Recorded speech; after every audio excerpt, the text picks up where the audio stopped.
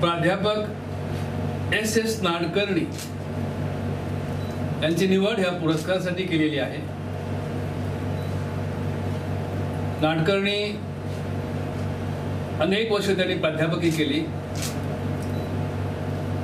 गोव्यात आणि गोव्याबाहेरही। लेखक आहेत, टीकाकार आहेत, अनेक पुस्तकं त्यांची आज विद्यापीठामधून शिकवली जातात।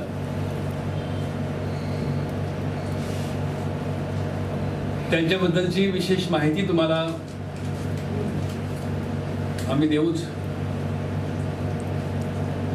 या पुरस्काराने नाडकर्णी सन्मानित होत आहेत असं नव्हे, तर कोकण मराठी परिषदेला सुद्धा फार अभिमान वाटतो की आजवर जी परंपरा आम्ही जोपासली आणि आजवर जे विख्यात असे साहित्यिक आम्ही या कामासाठी या पुरस्कारासाठी निवडले, त्या मांदियाळीत श्री एस नाडकर्णी, प्राध्यापक नाडकर्णी अगदी चपखल बसतात।